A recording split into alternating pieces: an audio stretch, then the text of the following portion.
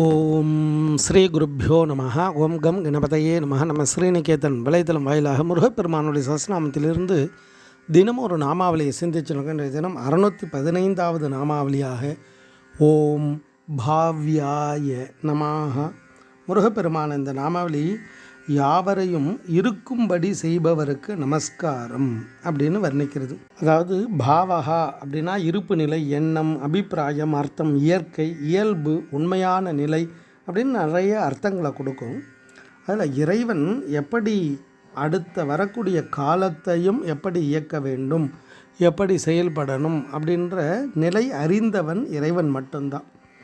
அதனால தான் இவர் இந்த நாமாவளி நேரக்கூடியதை அறிபவராக, அடுத்து என்ன நடக்கும் என்பதை அறிந்தவர், அதை இயக்குபவர், அந்த வடிவமாக இறைவன் இருக்கார்.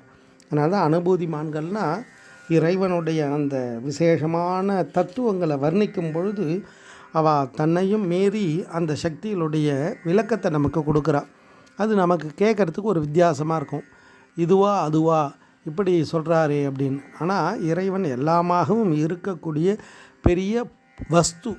அதை தான் இந்த அனுபூதியில் அழகாக சொல்லுவார். முருகன் தனிவேல் முனினம் குரு வென்று அருள் கொண்டு அறியார் அறியும் தரமோ.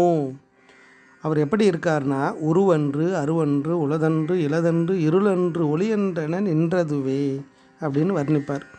அதாவது உருவமான பொருளாகவும் அருவமான பொருளாகவும், கண்ணுக்கு தெரிகிற பொருளாகவும் கண்ணுக்கு தெரியாத பொருளாகவும், உள்ள பொருளாகவும் இல்லாத பொருளாகவும், இருளாகவும் ஒளியாகவும் சொல்லக்கூடியதாக அந்த நின்ற அப்பரம்பொருள், அந்த பொருளே நமது முருகப்பெருமான்.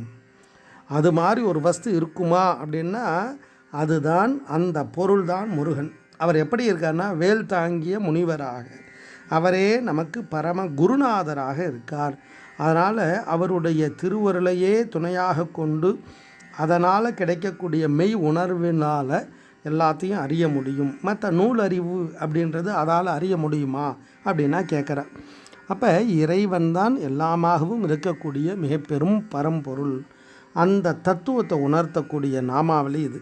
இறைவன் தான் எப்பொழுதும் இருப்பவராக இருக்கக்கூடிய, இப்போ பவ்யாகிரமாகனா இருப்பவர்னு அர்த்தம். எப்பொழுதும் இருப்பவராக, எதிர்காலத்திலும் இருப்பார் அப்படின்னு சொல்கிறோம் இல்லையா, அந்த பொருளாக இருந்தார். இதில் பாவ்யாகிரமகான்னா யாவரையும் இருக்கும்படி செய்பவர். எல்லா உயிரும் எப்படியெல்லாம் எதிர்காலத்தில் இருக்கும் அதை செய்யக்கூடியவர், நேரக்கூடியதை அறிபவராக முருகன் அந்த நாமாவளி தத்துவார்த்தமாக வர்ணிக்கிறது.